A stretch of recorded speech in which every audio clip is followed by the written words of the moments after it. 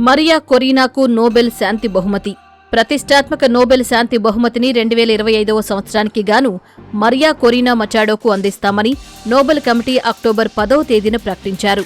వెనిజువెలాకు చెందిన ప్రతిపక్ష నేత 𝗧𝗏 ప్రజాస్వామ్య హక్కుల కోసం నిర్బంధాలను ఎదిరించి ధైర్యంగా పోరాడినందుకు గాను ఈ పురస్కారం అందజేస్తున్నామని నోబెల్ కమిటీ ప్రకటించింది. ఈ అత్యున్నత పురస్కారం కోసం అమెరికా అధ్యక్షుడు డొనాల్డ్ ట్రంప్ సైతం ప్రయత్నించారు. అయితే అవార్డు ప్రకటించిన తర్వాత తమ దేశంలో ప్రజాస్వామ్య పోరాటాలకు మద్దతు పలికిన ప్రజలకు గుర్తింపుగా భావిస్తున్నామని, అలాగే ఇందుకు అమెరికా సమాజం తోడ్పాటుకు కృతజ్ఞతలు ప్రకటించి ఆ దేశ అధ్యక్షుడు ట్రంప్కు ఈ అవార్డును అంకితమిస్తున్నట్టు 𝗧𝗏 ప్రకటించడం విశేషం.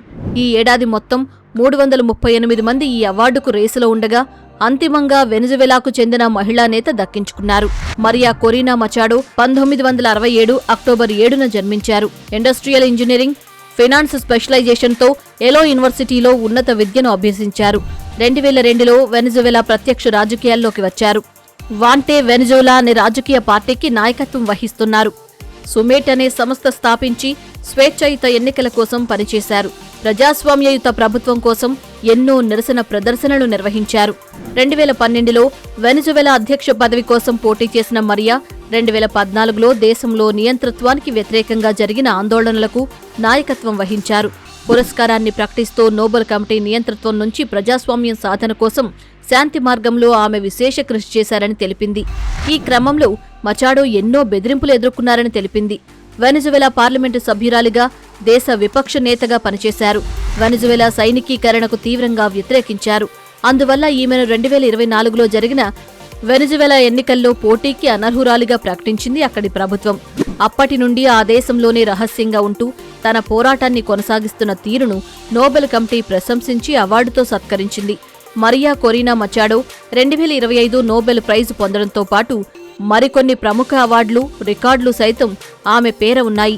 అందులోని ప్రముఖమైనవి 2018లో బీబీసీతో పాటు టైమ్ మ్యాగజైన్ 100 మంది అత్యంత ప్రభావవంతుల జాబితాలో చోటు కల్పించింది.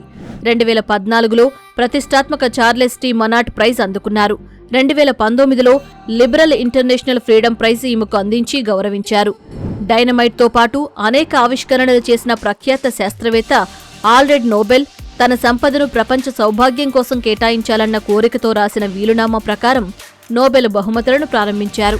ప్రతి ఏటా అతని వర్ధంతి డిసెంబర్ 10న అవార్డులు అందజేస్తారు. తొలుత 1901 నుండి 5 రంగాల్లో అవార్డులు అందిస్తూ వచ్చినా 1968 నుండి ఆర్థిక రంగంతో కలిపి 6 రంగాల్లో ఈ అవార్డులను అందిస్తున్నారు. నోబెల్ శాంతి బహుమతిని 1901 నుంచి 105 సార్లు ప్రకటించారు. ఇందులో 111 మంది వ్యక్తులు, 31 సంస్థలు ఇప్పటివరకు ఈ పురస్కారాన్ని అందుకున్నాయి. అవార్డు అందుకున్న వారిలో అతి తక్కువ ఏళ్ల వయసులో పాకిస్తాన్కు చెందిన హక్కుల కార్యకర్త మలాలా యూసఫ్జాయి పొందగా, 86 ఏళ్ల వయసులో దేశానికి చెందిన జోసెఫ్ రాట్ బ్లాట్ అందుకోగా, 58 ఏళ్ల వయసులో వెనిజువెలా దేశానికి చెందిన ప్రతిపక్ష నేత 𝗧𝗏 అందుకున్నారు.